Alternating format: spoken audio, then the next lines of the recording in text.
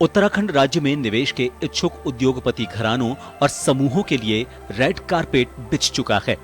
देहरादून में हो रहे इस इन्वेस्टर्स समिट का शुभारंभ प्रधानमंत्री नरेंद्र मोदी करने जा रहे हैं।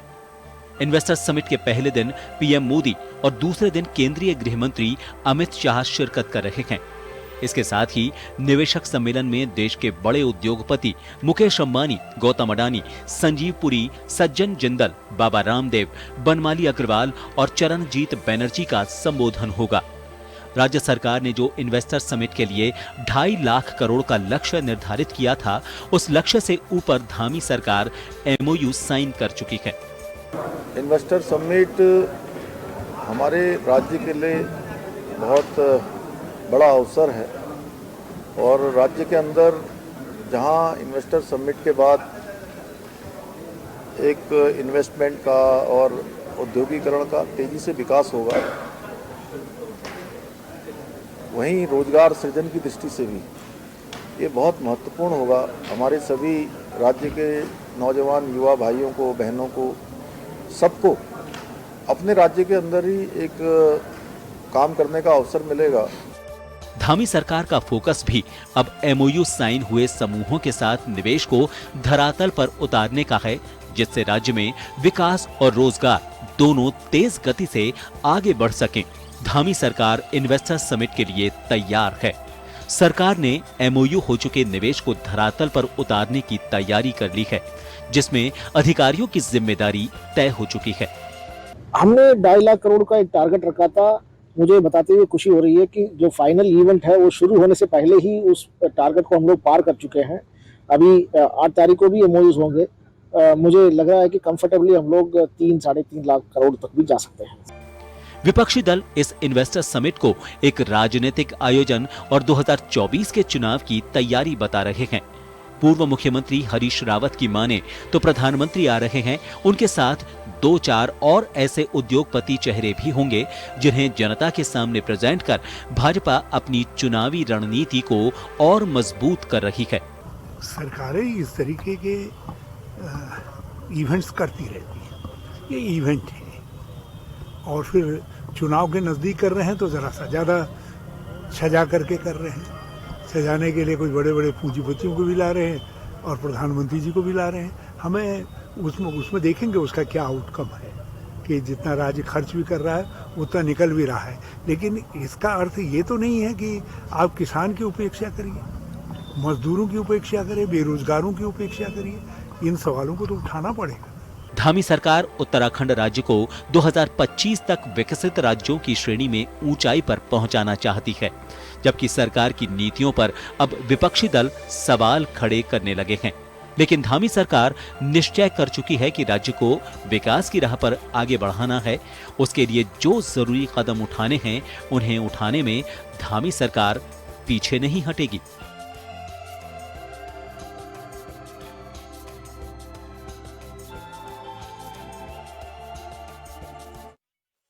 नमस्कार जंटी में स्वागत आपका। मैं हूं योगेंद्र। आप देख रहे हैं खास खबर। खास खबर में हम बात करेंगे उत्तराखंड ग्लोबल समिट की, जहां पे 2.5 लाख करोड़ के एमओयूज और उसकी अपेक्षा थी गवर्नमेंट को, लेकिन ये आंकड़ा लगभग 3.5 से 4 लाख करोड़ तक पहुंच सकता है। बड़ा उत्साहित उत्तराखंड गवर्नमेंट और उनके जो काम कर रहे हैं वो लोग। इसका 2 दिवसीय समिट का शुभारंभ फ्राइडे को होगा, यानी कि 8 दिसंबर को। 9 दिसंबर को समापन होगा। देश के जाने माने प्रतिष्ठित जो औद्योगिक घराने हैं वो इसमें शिरकत करेंगे। बड़ी संख्या में इसके जो इन्वेस्टर्स हैं वो आने वाले हैं। 44,000 करोड़ के जो ग्राउंड पर काम दिखाई देता है उतर रहे हैं, उसके लिए एक दावा है सरकार का कि वो काम भी हो रहा है। चलिए, हमारे साथ इस पूरे मुद्दे पर चर्चा करने के लिए बीजेपी से हमारे साथ सुनीता विद्यार्थी जी हैं, नीरज कोहली साहब हमारे साथ वरिष्ठ पत्रकार हैं, और हमारे साथ प्रदीप कुकरेती जी, उत्तराखंड आंदोलनकारी, जिनकी बड़ी भूमिका रही है उत्तराखंड के नए निर्माण में। सभी का स्वागत है। मैं नीरज जी आपके पास में आना चाहूंगा। हर राज्य समिट भी करता है, इन्वेस्टर्स को आमंत्रित भी करता है, और ये बात भी सच है कि आज जो पार्टियां होती हैं अपने मैनिफेस्टो में, या सरकारें भी, गवर्नमेंट जॉब की गारंटी से ज्यादा इस बात को बनाने की कोशिश करती है, और कहा भी जाता है और सच्चाई भी है कि रोजगार के अवसर उपलब्ध कराएंगे। रोजगार के अवसर आप तभी उपलब्ध करा सकते हैं कि जब आपके यहाँ पे कोई इन्वेस्टर आए, इंडस्ट्री लगे, जिसमें जॉब अपॉर्चुनिटीज मिल सके। और ये बात केवल उत्तराखंड या भारत की नहीं है, दुनिया के तमाम मुल्कों में आज यही स्थिति है। और नई जनरेशन गवर्नमेंट जॉब से ज्यादा, ये बात भी सत्य है कि प्राइवेट सेक्टर में जाना चाहती है। बस शर्त ये है कि उनको ठीक से कोई प्लेटफॉर्म मिल जाए, ठीक इंडस्ट्री मिले, कोई ऐसी यूनिट मिले। हम सब लोग भी तलाशते हैं बच्चों के लिए यही। तो क्या लगता है कि ये जो समिट है उत्तराखंड के लिए मील का पत्थर साबित हो सकता है? बिल्कुल योगेंद्र जी, इसमें कोई दो राय नहीं है कि ये बहुत एक अच्छी कोशिश है, एक अच्छा प्रयास है, एक अच्छा एफर्ट्स है। और मैं पूरी इस कोशिश को, इस पूरे प्रयास को सरकार के बहुत सकारात्मक रूप में देखता हूं, क्योंकि आदमी को पॉजिटिव रहना चाहिए। क्योंकि उत्तराखंड की स्थितियां, ये पहाड़ी प्रदेश है जहां पर 65 से 70% फॉरेस्ट क्षेत्र लगता है। ये समझो कि जल, जंगल और पहाड़ है, और बाकी कुछ थोड़ा सा एरिया बचता है जो आप उसमें जो भी जिस भी तरह का विकास करना चाहो, डेवलपमेंट करना चाहो, वो आप कर सकते हो। तो बहुत कुछ आपके पास जो संसाधन है वो यही संसाधन है, इन्हीं संसाधनों का प्रयोग करके आप आगे बढ़ सकते हो।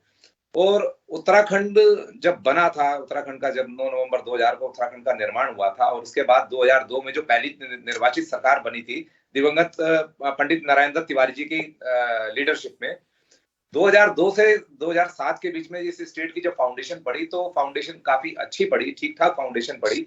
उस समय बड़े पैमाने पर इंडस्ट्री भी आई यहाँ पर, हमारा स्टेट बहुत ग्रो भी कर रहा था। केंद्र में जो सरकार थी उसने पैकेज भी दिया इंडस्ट्री को, बहुत सारी चीजें हुई। लेकिन 2007 के बाद जो भी सरकार आई, कांग्रेस की हो या बीजेपी की हो, उन्होंने अपने अपने तौर तरीके से आगे बढ़ने की कोशिश करी, इंडस्ट्री को आगे बढ़ाने की कोशिश करी। लेकिन मुझे लगता है कि उतने सुखद परिणाम नहीं रहे उस समय, उतने सुखद परिणाम नहीं रहे, प्रयास होते रहे। और अब ये अभी 2018 में भी जो ऑपोजिशन बार बार उठा रहा है इस बात को कि 2018 में भी बीजेपी की गवर्नमेंट थी, त्रिवेंद्र सिंह रावत चीफ मिनिस्टर थे, और बहुत बड़ा एक इन्वेस्टर समिट जो है देहरादून में ही हुआ था। उसमें बहुत सारी बातें हुई थी कि 1.25 लाख करोड़ रुपए का इन्वेस्टमेंट हो रहा है, और बड़े पैमाने पे इंडस्ट्री लगेगी, बड़े पैमाने पे लोगों को रोजगार मिलेगा, और साथ के साथ जो है पहाड़ों में भी इंडस्ट्री लगेगी। लेकिन वो मैं समझता हूँ कि एक कड़वा अनुभव जरूर रहा। लेकिन इस बार जो सरकार की तरफ से कोशिश हो रही है, पिछले कई दिनों से मैं देख रहा हूँ, मुझे लगता है, मुझे आस है, उम्मीद है, रखना भी चाहिए, अपेक्षा भी है कि इस बार मुझे लगता है कि अभी तक देश और विदेश से जो बड़े इन्वेस्टर्स की बात जो सूची सरकार ने दी है, सरकार का ये कहना है कि 3 लाख करोड़ रुपए के जो है अमजू हो गए हैं, और 44,000 करोड़ की जो ग्राउंडिंग है वो जमीन पर दिख रही है।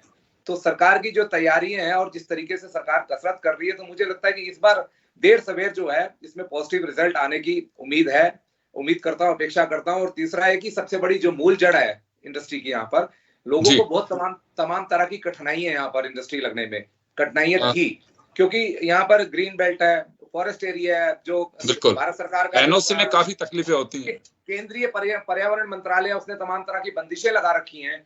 तो राज्य सरकार ने भी पिछले अपनी कई कैबिनेटों में जो है उद्योग नीति में भी बहुत सारे संशोधन किए, अमेंडमेंट किए हैं, ताकि जो इंडस्ट्री आए उसके लिए सरलीकरण हो, उनको अनुमति देने की बात हो, लैंड अनुमति देने की बात हो, इंडस्ट्री लगाने की बात हो, और क्लियरेंस चाहिए हो, उनके लिए बहुत सारी संशोधन किए हैं। तो मुझे लगता है ये सब कोशिशें जो है, मैं इसको पॉजिटिव रूप में देखता हूँ कि आने वाले दिनों में मुझे उम्मीद है कि इस बार थोड़ा सरकार अच्छा करेगी, और हमारे आय के संसाधन, हमारा रेवेन्यू, हमारा रोजगार, जिन चीजों की हम बात करते हैं, वो सब चीजें मुझे लगता है बढ़ेंगी। और मैं एक अपेक्षा और सरकार से करता हूं कि देहरादून, हरिद्वार, उधम सिंह नगर और नैनीताल, ये 4 मैदानी जनपद हैं उत्तराखंड के अंदर, जहां डेवलपमेंट ऑलरेडी पहले से है। लेकिन जो मूल हमारा जो पहाड़ बसता है वो पहाड़ में बसता है, जो 9 जिले हैं पहाड़ के। तो कोशिश ये होनी चाहिए कि वहां पर भी इंडस्ट्री लगे, वहां इंडस्ट्री लगे, वहां रोजगार के साधन बढ़े, वहां पर भी इंडस्ट्री लगे। बिल्कुल, बहुत जरूरी है, क्योंकि आफ्टर कोविड एक बड़ी चुनौतियां सरकारों के सामने भी हो गई हैं, इन्वेस्टर्स के सामने भी हो गई। पैसा रहा, लेकिन वो संभावनाएं तलाश रहे हैं। और इसमें कोई डाउट नहीं है कि उत्तराखंड फार्मा, एग्रीकल्चर, खासकर उन सेक्टर्स में जो वहाँ की खेती की जा सकती है, और उसके अलावा आप अगर आयुर्वेद से जुड़े हैं तो आप उस सेक्टर को भी वहाँ पे चुन सकते हैं, क्योंकि योगा, मेडिटेशन, ये एक बहुत बड़ा है जिसे हम टूरिज्म के सेक्टर से भी जोड़ते हैं। मैं पिछली बार जब नैनीताल गया था तो उसके पास के सेक्टर्स में बहुत सारे विदेशियों को मैंने देखा जो कैंप्स करते हैं आकर के दुनिया के अलग अलग मुल्कों से, और केवल बस इसी के लिए कि उनको वेलनेस, और एक हैप्पीनेस इंडेक्स जो दुनिया के अंदर उसकी आवश्यकता महसूस होती है, उसके लिए काफी आते हैं। चले, मैं प्रदीप जी आपके पास में आना चाहूंगा। उत्तराखंड को बनते हुए देखा है और उसके संघर्ष को भी आप लोगों ने देखा है, झेला है, सहा है। आज जब इस तरह से उत्तराखंड में चीजें सामने आती हैं तो कैसा महसूस होता है? निश्चित में सर्वप्रथम मैं आप सब लोगों को इस बात का आभार व्यक्त करता हूँ कि आप लोग बिल्कुल सही टाइम पर सही चीज को, हमारे भविष्य को देखते हुए सही चीजों पे आपने आज चर्चा रखी है। Thank you sir. क्योंकि आधी बात को बिल्कुल जो जैसे कोहली जी ने बताया, तो निश्चित रूप में कोई भी प्रदेश के अंदर कोई बड़ा आयोजन इस तरह का अगर किया जाएगा तो सभी प्रदेशवासी खुश होंगे, चाहे वो विपक्षी क्यों ना हो। हाँ, इसमें केवल मैं इतना कहना चाहता हूँ कि जो अभी कोहली जी ने बात कहा कि जो पहली जो तिमाही परीक्षा हुई थी सरकार की, पिछली सरकार में, सरकार में, तो तिमाही परीक्षा में तो ये फेल हो गए थे। और अब मैं इसमें छमाही नहीं है, अब इसमें सीधा सालाना परीक्षाएं हो रही हैं, ये वार्षिक परीक्षा हो रही है। मैं इसको उस परिप्रेक्ष्य में इसलिए कह रहा हूँ क्योंकि अब एक तो 24 खड़ा है सामने, लोकसभा का चुनाव जी, और धामी जी का लगभग मैं समझता हूँ 2 साल से ऊपर का कार्यकाल निकल चुका है, और पीछे वाले 3-4 महीने को भी मैं ले लेता हूँ, तो केवल युवा मुख्यमंत्री, उनकी जो कम्युनिकेशन प्रधानमंत्री जी से, अपनी जो मिनिस्ट्रियल के साथ अपने जो जिस प्रकार से जो कोऑर्डिनेशन बना रहे हैं, उसको लेके मैं इतना आसान्वित हूँ कि मुझे कुछ ऐसा इंफ्रास्ट्रक्चर कुछ अब दिखाई देगा जमीन पे। अब केवल भूतल नहीं दिखाई देगा या केवल हम रजिस्ट्री या प्लॉट की बात नहीं करेंगे, मुझे भवन भी खड़ा हुआ दिखाई देगा। मैं इस बात को मानते चल रहा हूँ। और मैं पुनः एक बार फिर कोहली जी की बात को आगे बढ़ाते हुए, क्योंकि जिन उद्योगों को लेकर इस राज्य की परिकल्पना हुई थी वो थे लगभग 9 जिले। 9 जिलों से ऊपर का जो हिस्सा है वो आप लगाइए कि जिला देहरादून भी जो है वो मसूरी, चकराता, ये सब आप ऊपर जाएंगे तो ये जिला देहरादून में आता है, लेकिन पहाड़ी एरिया, मैं इसको 9.5 जिले के रूप में देखता हूँ, ऐसी नैनीताल को भी। तो मैं ये चाहता हूँ कि ऐसे कई इंफ्रास्ट्रक्चर की जो चीजें हैं, कई जो उद्योग की चीजें हैं, कई ऐसे चीजें हैं, तो हम इन 9 जिलों में उन जिलों की जो अनुकूल जो व्यवस्थाएं हैं, चाहे मैन पावर को लेके हो, वायु को लेके हो, जड़ी बूटी को लेके हो, किसी भी चीज को लेके हो, संस्थानों को खड़ा करने की बारी हो, उन 9 जिलों पे इसमें प्राथमिकता रखें कि कौन से संस्थान वहां जाएं और उन संस्थाओं के बारे में। और उससे सबसे कठिन सवाल और सबसे कठिन जो राह हमें जो आसान करनी है, वो करनी है सिंगल विंडो सिस्टम। मैं आपको बताऊं कि अभी तक का जो हमारे यहाँ इंडस्ट्री नहीं आ पाती है या कोई छोटा सा कोई प्रयोग करने की कोशिश करता है, हमारे यहाँ जो है, मुझे कहने में दुख होता है, मेरा ही प्रदेश है, तो वो बड़ा बैड एक्सपीरियंस है कि वो जब उसको चक्कर कटाया जाता है ना कि आप वहां जाएंगे, अब आप वहां जाएंगे, अब वहां जाएंगे, और जो फाइलों में जो वो जो नीचे दबा के जो दिया जाता है, उस करप्शन को रोकने की आवश्यकता है, ताकि जो ये मेहनत हो रही है इतने ग्राउंड। बिल्कुल प्रदीप जी, आप सही करें। सरकार ने, जो मैं जानकारी जुटा पा रहा हूं और गवर्नमेंट की साइट पे है, कि 27 तरह के रूल्स में राहत दी गई है, नई पॉलिसी तैयार की गई है, जिसके जरिए इन्वेस्टर्स को कोई तकलीफ ना हो और वो सहजता के साथ में काम कर सकें। बिल्कुल ठीक बात है, नीरज जी के पास में लंबा एक्सपीरियंस है और हम लोग देखते हैं, कई बात उत्तराखंड की नहीं है, सभी राज्यों के हालात ऐसे हैं कि सिंगल विंडो क्लियरेंस को हर्डल विंडो के रूप में लोग देखते हैं कि आपने सिंगल विंडो तो बना दी, लेकिन वो फाइलें जब घूमती हैं और चीजें घूमती है तो लगता है कि यार कहां फंस गए। बिल्कुल आपकी बात से सहमत हूं कि कोई भी इन्वेस्टर अगर कहीं पे भी आता है, आप सारी चीजें दिखा रहे हैं, उन्हें विजन भी दिखा रहे हैं, आप मुख्यमंत्री के स्तर पे सपोर्ट भी दे रहे हैं, लेकिन एक सबसे बड़ी बात जो इसमें है कि वो धरातल पे उतरे, इसके लिए एक तो मॉनिटरिंग होनी चाहिए और वाकई क्या तकलीफ है इन्वेस्टर को, उस पर जरूर ध्यान देना चाहिए। क्योंकि नरेंद्र मोदी का देखिए, आज अगर वो गुजरात से, गांधीनगर से देश की सल्तनत में पहुंचे हैं, दिल्ली पहुंचे हैं, तो उसका बड़ा कारण उनका अपना एक मॉडल रहा। वो चाहे नैनो गाड़ी के लिए टाटा को SMS के जरिए ही उन्होंने कहा कि अगर वेस्ट बंगाल में नहीं होता तो आप यहाँ पे लगाइए। लोग कहते हैं वहां पे, इंडस्ट्रियलिस्ट जो भी हैं, कि साहब वहां पे ये बात तो कहनी पड़ेगी, इलेक्ट्रिसिटी, वहां पे ब्यूरोक्रेसी का, करप्शन से कोई इनकार नहीं कर सकता, लेकिन कि वहां जिस तरह से राहत की चीजें आती हैं, फाइल आपके पीछे चलती है, आप फाइल के पीछे नहीं जाते हैं, तो निश्चित रूप से इस मॉडल का बड़ा एक बेनिफिट नरेंद्र मोदी को मिला। और मुझे लगता है कि सरकार जिस तरह से राहत की बात कह रही है कि 27 रूल्स में हमने बड़ी राहत दी है, और अभी नीरज जी जैसे कह रहे थे कि पहाड़ी एरिया है, क्लियरेंस की बहुत बड़ी दिक्कत आती है, वो चाहे फार्मा यूनिट हो, चाहे ऑटोमोबाइल यूनिट हो या दूसरे की तरह के यूनिट हो। अब ये तो कर नहीं सकते, एक टेंट लगाओ और योगा लगाना शुरू कर दो, उसके भरोसे काम नहीं चल सकता। दूसरी चीजें भी चाहिए। मैं कंटिन्यू करना चाहूंगा, आप फ्रेम से ऑफ हो गए थे। प्रदीप जी, आप कुछ कहना चाह रहे थे?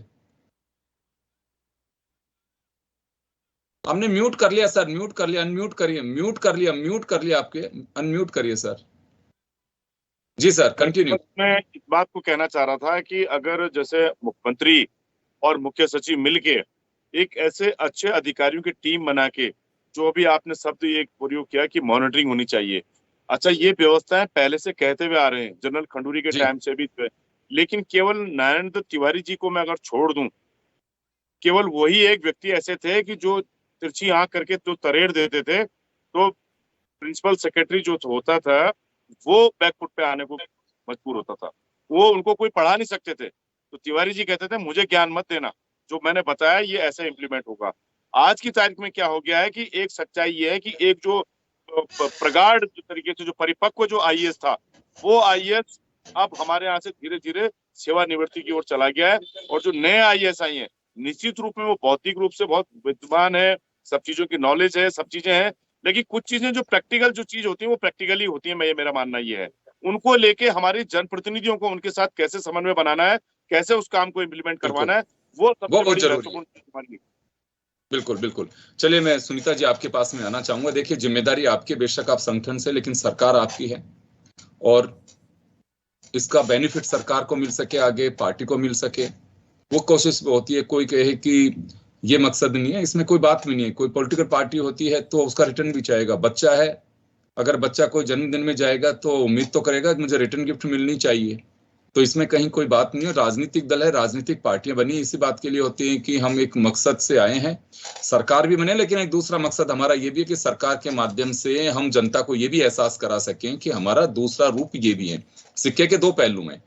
वही एक बात होती है, सच्चाई भी है ये। तो क्या लगता है कि इसकी मॉनिटरिंग सबसे बड़ी अहम कड़ी है कि मॉनिटरिंग कैसे होगी।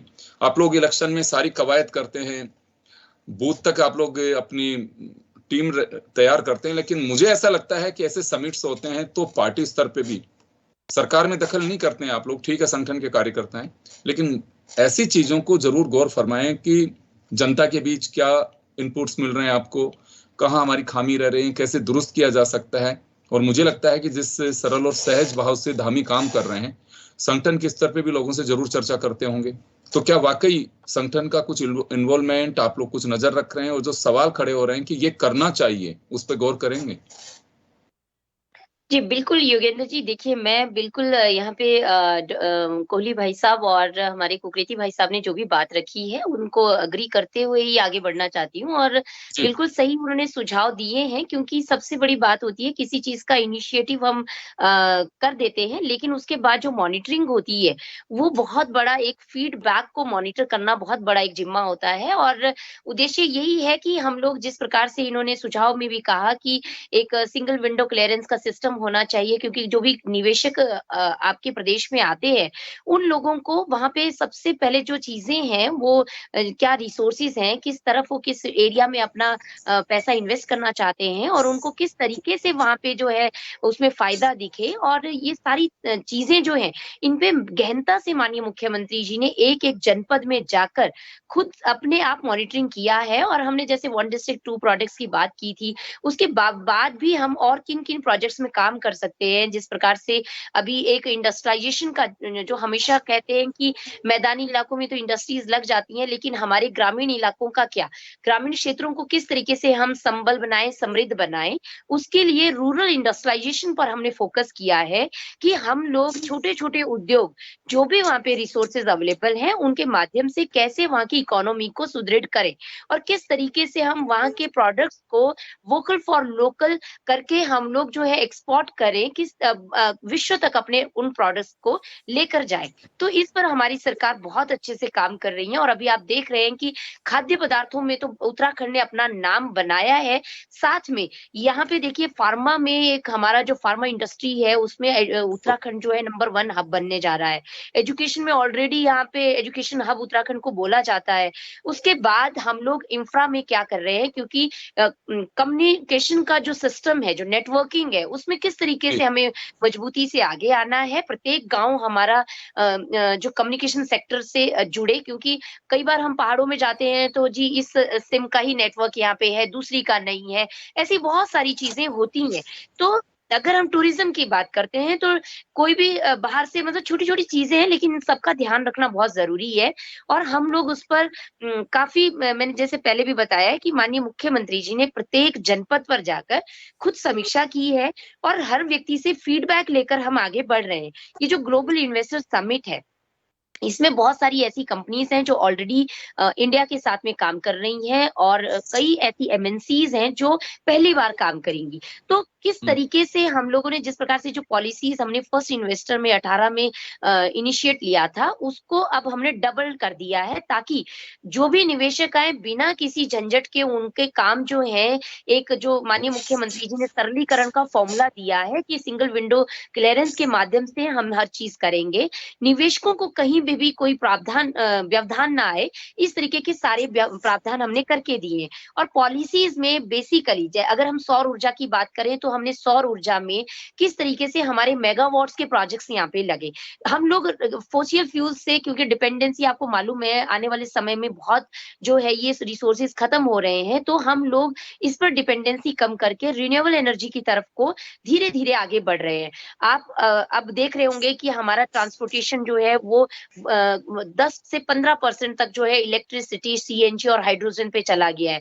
तो ऐसे ही धीरे धीरे जिस तरीके की जो टेक्नोलॉजी आ रही है उसके माध्यम से हम आगे बढ़ रहे हैं। एग्रीटेक की बात करें तो पहले हम लोग जो हमारी फसलें होती थी सीजनल, उन पे हमारा डिपेंडेंसी था, लेकिन अब हम हर चीज को ट्राई कर रहे हैं कि अगर ये कश्मीर का एप्पल है तो उसको यहाँ पे कैसे उगाया जाए, उसकी जो ब्रीडिंग है वो कैसे यहाँ पे की जाए, हमें बीज बाहर से ना लाना पड़े, हमें स्टोरेज प्लांट यहीं पे रखने पड़ेंगे, ताकि अगर हमारा जो बगीचा है बागवानी के, अगर हमारा हॉर्टिकल्चर या जो भी एग्रीकल्चर से जो हमारा प्रोडक्ट है उसको हम किस तरीके से मार्केट तक पहुंचाने के लिए वहां पे उसको सही से सुरक्षित रखें। तो तमाम ऐसी चीजें हैं जिन पर कार्य हो रहा है। हमारे पास टूरिज्म सेक्टर में बहुत सारे रोपवे के प्रोजेक्ट्स आ रहे हैं, जो हमारे एमएसएमई के माध्यम से छोटे छोटे उद्योग लग रहे हैं, उनसे हम एक बड़ी मार्केट को एक्सपोर्ट करने के लिए हम वोकल फॉर लोकल में उसमें काम कर रहे हैं। वोकल टू इवन ग्लोबल हम लोग उसमें जा रहे हैं। इंफ्रा में हम आ गए, टूरिज्म में, एजुकेशन में ऑलरेडी हम अच्छा काम कर रहे हैं, फार्मा में एक अच्छा काम कर रहे हैं। दूसरा, एक आईटी और स्टार्टअप्स में हम योगेंद्र जी बहुत बढ़िया आगे जा रहे हैं। उत्तराखंड के एक छोटा सा प्रदेश है, लेकिन आज आप देखिए कि जो दिल्ली में पूरे, क्योंकि पूरे भारत की राजधानी दिल्ली है, तो वहां पे एक बड़ा बर्डन रहता था आईटी सेक्टर का, वो हमने धीरे धीरे हम अब कैप्चर करके उसको उत्तराखंड में, नोएडा से उत्तराखंड शिफ्ट करने का पूरा प्रयास कर रहे हैं। तो जितने हमारे पास स्टार्टअप्स हैं, जो भी हमारे पास यहाँ पे रजिस्टर्ड हुए हैं, उत्तराखंड स्टार्टअप है, उसके जरिए हमने उनको प्राइवेट लिमिटेड या एलएलपी में हम उनको कन्वर्ट कर रहे हैं। सौर ऊर्जा में भी हम लोग की डिफरेंट एजेंट्स बीच में वो चीजें ना हो, तो माननीय प्रधानमंत्री सुनीता जी, मैं वापस लौटूंगा। मैं एक बार नीरज जी का रुख करना चाहूंगा। सर, हम रिपोर्ट्स को देखते हैं कि समिट हर प्रदेश में होते हैं, 15% से ज्यादा का अभी कोई आंकड़ा सामने नहीं आ रहा कि धरातल पे इतने उतर पाते हैं।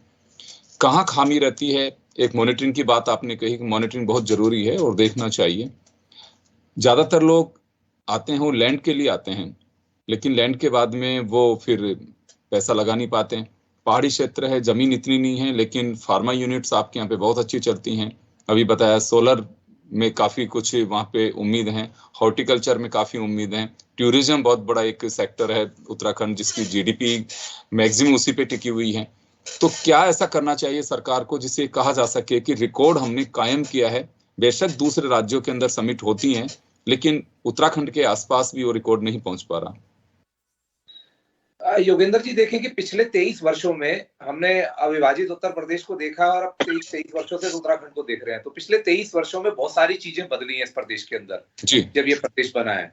तो बहुत सारे ऐसे कायदे कानून जो केंद्र सरकार के, भारत सरकार के हैं, वो अभी भी यहाँ लागू होते हैं कानून, जिसकी वजह से जो है वो इंडस्ट्री की बात करें या और दूसरे उद्योगों की बात करें तो उद्योग प्रभावित होते हैं। उसके लिए मुझे लगता है कि हमारी सरकार ने पत्राचार भी शुरू किया है भारत सरकार से, वो उसमें एग्जेम्पशन मांग रही है। एक तो ये कि इंडस्ट्री में हमारे को ग्रीन बेल्ट की वजह से, क्योंकि 1991 में यहाँ पर जो है सुप्रीम कोर्ट ने जो है यहाँ पे कि पत्थर के खांस होती थी, यहाँ चूना पत्थर निकलता था, तो पर्यावरण की दृष्टि से यहाँ पर प्रतिबंध लगा दिया था सब चीजों पर। तो प्रतिबंध अभी तक चलता आ रहा है, तो उसमें रिलैक्सेशन मांगा हुआ है, मुझे लगता है शायद कुछ उसमें छूट मिलने की बात भी हुई है। तो एक तो वो बड़ी अड़चन है। दूसरी बात यह है कि हमारी यहाँ लोकल इंडस्ट्री है, सब लोग, क्योंकि हमने जन्म यहीं लिया, हम लोगों की एजुकेशन यहीं हुई, हमने जर्नलिज्म भी यहीं करा, तो लोकल इंडस्ट्री के लोग भी हमें बहुत अच्छी तरह से जानते हैं, मित्र भी हैं अपने। तो उनके साथ जो व्यवहारिक दिक्कतें आती हैं, जो कठिनाइयां आती है, जो बार बार एक बात सिंगल विंडो सिस्टम की हो रही है कि जी फाइलों के अंदर हम बहुत सारी नीतियों का सरलीकरण कर देते हैं, बहुत सारी चीजों को इजी गोइंग कर देते हैं, लेकिन बड़ी बात, हकीकत, सच बात यह है कि उसको जमीनी रूप में हम हकीकत में नीचे नहीं उतार पाते। ये सबसे बड़ा चैलेंज है। और सरकारें जो है बातें करती है बहुत बड़ी बड़ी, लेकिन उसकी प्रॉपर मॉनिटरिंग ना करने की वजह से, उसकी प्रॉपर मॉनिटरिंग नहीं होती, इसलिए वो जमीन पर नहीं आ पाती। एक शासन आदेश हमने बना दिया, अगर उसका क्रियान्वयन अगर अच्छे तरीके से, मजबूत तरीके से, हम ताकतवर तरीके से जमीन पे नहीं करेंगे तो किसी भी इन्वेस्टर को लाभ नहीं मिलेगा। तो इसमें एक जो निगरानी की बात है, मॉनिटरिंग की बात है, लोकल इंडस्ट्री के साथ भी, और जो बाहर की इंडस्ट्री है, मेरा कहने का मतलब है उनसे निरंतर कोई भी सरकार, उसका संवाद होना चाहिए। 2 महीने 3 महीने के अंदर उनसे पूछना चाहिए तुम्हें कहाँ दिक्कत आ रही है, कहाँ अड़चन आ रही है। एक ऐसा मैकेनिज्म तैयार करना होगा धामी साहब को भी, कि जिसके जरिए वो वीकली 15 दिन 20 दिन कैबिनेट की मीटिंग के दरमियान कभी भी उससे डिस्कस हो सके कि इसकी क्या पोजीशन है। कहा जाता है वैसे कि नरेंद्र मोदी जी की स्टाइल यही थी, वो इन्वेस्टर्स के लिए पूरी तरह से सजग रहते थे और पूछते थे कि उनकी क्या पोजीशन है, क्या स्थिति है। जी नीरज जी। धामी जी का एटीट्यूड बिल्कुल पॉजिटिव है, मैं लंबे अंतराल से देख रहा हूँ। कोई अच्छे सजेशन दिए जाते हैं तो वो सुनते भी हैं और इम्प्लीमेंट भी करते हैं, लेकिन मेरा मतलब कि ये एक ऐसी चीज है कि ये रेगुलर प्रोसेस की चीज है, इस पे इम्प्लीमेंट करना ही करना है। अब इसको अगर हमने 3 लाख करोड़ रुपए का टारगेट बना लिया, तो ये धामी जी को मान के चलना चाहिए कि नहीं यार, इसमें से हमें बहुत जल्दी 6 महीने साल के अंदर इतना पैसा जमीन पे दिखाना है लोगों को, ये इंडस्ट्री आ गई है, इतने लोगों को रोजगार मिल गया, इतना रेवेन्यू सरकार को आना शुरू हो गया, ये दिखाना पड़ेगा करके 6 महीने साल के अंदर, तब लोगों को विश्वास भी होगा, भरोसा भी होगा, लगेगा हमारा खेल आगे जा रहा है। जी बिल्कुल। प्रदीप जी आपके पास आना चाहूंगा, समय थोड़ा अभाव है, आपको और सुनीता जी को मैं 1-1 मिनट देना चाहूंगा। समिट है, सारी चीजें हैं, जैसे नीरज जी ने कहा कि डे बाय डे नहीं तो कुछ ऐसा टाइम पीरियड हो जिसमें मॉनिटरिंग बहुत जरूरी है, और वो होना चाहिए ताकि धरातल पे चीजें उतर सकें, किसी को कोई तकलीफ तो नहीं है। मैं केवल इसमें समीक्षा इस बात की होनी चाहिए कि आखिर जो पहला जो हमारा जो इन्वेस्टमेंट मीट हुआ था, उसके क्या कारण है कि हम लोग जमीन पे एक आलपिन भी नहीं गाड़ पाए। ये तो 100% पहले मुझे लगता है किया होगा, और नहीं किया तो अभी इस बात को, इस मीट के बाद तुरंत इस पे काम करने की आवश्यकता है, और इनको हम कैसे धरातल पे उतार पाए जो इतनी, क्योंकि केंद्र सरकार लगातार करोड़ों अरबों की योजनाएं जैसे हमें यहाँ दे रही है, तो उसमें कई बार हमारा पैसा लैप्स होकर वापस चला जाता है, और ये तो फिर इंडस्ट्री की बात है, और ये तो इंडस्ट्री की बात है, जो पैसा सरकार से आता है और हमारे अधिकारी कर्मचारी उसको टाइम से नहीं कर पाते हैं, और वो पैसा वापस जाता है। अगली बार उन्होंने कहा भाई 100 रुपए में तुम्हारा गुजारा, तुम्हारा काम 60 में चल रहा है, आप कटिंग, उसमें हमारा पैसा कट जाता है। और अब ये तो इन्वेस्टमेंट वाली बात है, जहां लोगों, बिल्कुल आप सही कह रहे हैं कि जहां लोगों को रोजगार मिलेगा, इन्वेस्टमेंट की बात है, वहां जरूर ध्यान देने की आवश्यकता है, जब एक एक चीज को हम इतनी बारीकी से देखते हैं। चलिए सुनीता जी, समय कम है, आपके पास में आना चाहूंगा। मैं देख रहा हूं कि डिवाइडर्स पे एपन तैयार हो रहे हैं, जगह जगह कलाकृतियों के चित्र देख पा रहे हैं, आपका tourism department art and culture लगा हुआ है। कितना उत्साहित है उत्तराखंड? जी बिल्कुल, देखिए सौंदर्यीकरण तो उत्तराखंड पहले ही देवभूमि है, और यहाँ का जो प्राकृतिक जो पहले से ही व्यवस्था है वो ऑलरेडी बहुत खूबसूरत है, लेकिन अब और 4 चांद लग गए हैं जब हम अपनी संस्कृति को दीवारों पे भी उकेरे हुए देख रहे हैं। तो एक जो भी उत्तराखंड में या देहरादून में प्रवेश कर रहे हैं तो अच्छा सा तो अनुभव होता ही है। और दूसरी बात, यहाँ पे जो निष्कर्ष आज की इस चर्चा के माध्यम से जो हो रहा है वो बहुत अच्छा एक सुझाव है कि हम लोगों को एक तीसरी आंख का जो काम होता है, जो समीक्षा फीडबैक, हाँ, फीडबैक पर भी हम लोगों को कंटिन्यूअसली उसमें रहना है, ताकि हम लोग उसका टाइम टू टाइम फीडबैक लेते रहें कि कितना काम हुआ और कितना जो है उसमें क्या अड़चने आ रही हैं, क्योंकि ये बिल्कुल सही बात कोहली जी ने रखी कि कई बार हम लोग भी संगोष्ठियों में जाते हैं, तो ये हमेशा हम लोग सुनते हैं कि हमने तो गाजियाबाद में फैक्ट्री लगा ली, क्योंकि यहाँ पे ये बात आप सही कह रहे हैं। देखिए, कोई भी सुझाव होता है उसे पॉजिटिव तरीके से देखना चाहिए, इसको नेगेटिविटी नहीं देखना चाहिए कि हमारी आलोचना कर रहे हैं। आजकल की थोड़ी पॉलिटिक्स या दूसरे लोग उस तरह के नजरिए से देखते हैं कि गलत भी हो तो मेरी तारीफ करें, अगर कहीं पे कुछ दिखाई देता है, आईने में अगर आप अपने को देख रहे हैं तो जैसे हैं वैसे ही दिखाई देंगे। मीडिया अगर कोई बात कह रहा है, और ये बात सही है कि देखिए इन्वेस्टर समिट और ये सब चीजें आती हैं, आलोचना कोई अलग अंदाज की हो सकती है, लेकिन उसे भी पॉजिटिव देखना चाहिए। और मीडिया का भी अपना एक रुख होता है कि चीजों को दिखाते एक सुझाव देता है, बताता है कि आपको इस रूट को भी पकड़ना चाहिए, क्योंकि वो भी अपनी उनकी एक्सरसाइज होती है। मैं माफी चाहूंगा, बड़ा आयोजन है, आप सभी को बहुत बहुत शुभकामनाएं, और समय का अभाव है, खास खबर को हम यहाँ विराम देंगे। बहुत बहुत धन्यवाद, दीजिए इजाजत, नमस्कार।